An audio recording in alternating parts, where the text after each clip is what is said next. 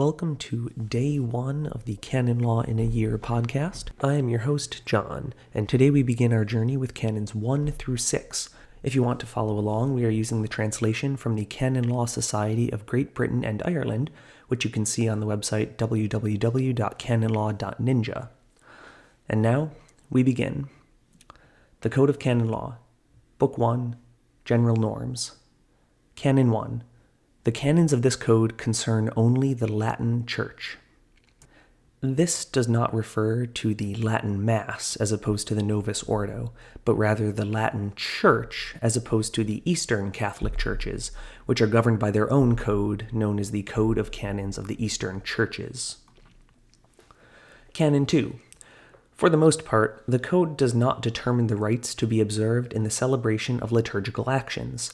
Accordingly, liturgical laws which have been in effect hitherto retain their force, except those which may be contrary to the canons of the code. The code isn't a liturgical book. It doesn't contain a rubric for how Mass is celebrated and things like that. In general, you'll need to see other books for liturgical rules. Canon 3. The canons of the code do not abrogate, nor do they derogate from, agreements entered into by the Apostolic See with nations or other civil entities. For this reason, these agreements continue in force as hitherto, notwithstanding any contrary provisions of this code. Now, to abrogate means to repeal or do away with, and to derogate means to detract from, diminish, or reduce. So, even if an agreement between the Holy See and some other external body, like a country, is contrary to the code, the agreement is still valid.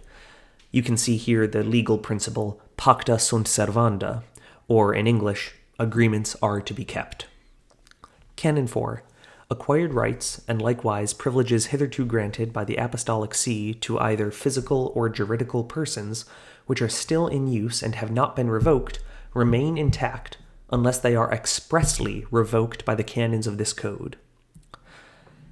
A physical person is, well, a person, whereas a juridical person is a grouping of people or things that are legally treated as a unit, like how a company exists as legally distinct from all the individual employees. The company itself essentially functions as a legal person.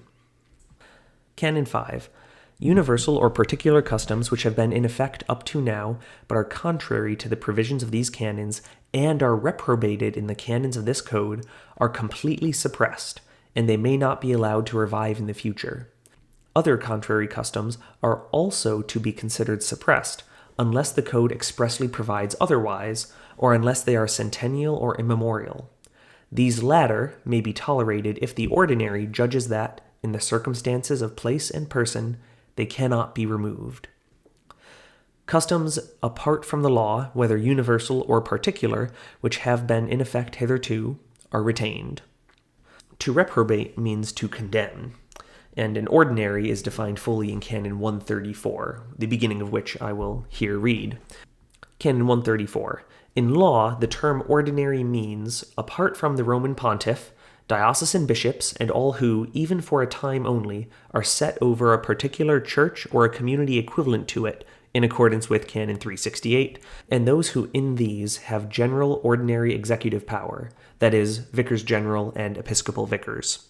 So in short, an ordinary is a bishop, and when we get to Canon 134, we will read the fuller definition that includes others, which is longer even than that which I have read here. Canon 6. When this code comes into force, the following are abrogated. 1. The Code of Canon Law promulgated in 1917. 2. Other laws, whether universal or particular, which are contrary to the provisions of this code, unless it is otherwise expressly provided in respect of particular laws. 3. All penal laws enacted by the Apostolic See, whether universal or particular, unless they are resumed in this code itself. 4. Any other universal disciplinary laws concerning matters which are integrally reordered by this code.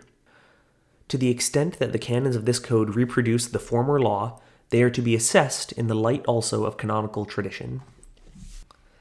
That finishes Canon 6 of the Code of Canon Law, and also finishes our first day.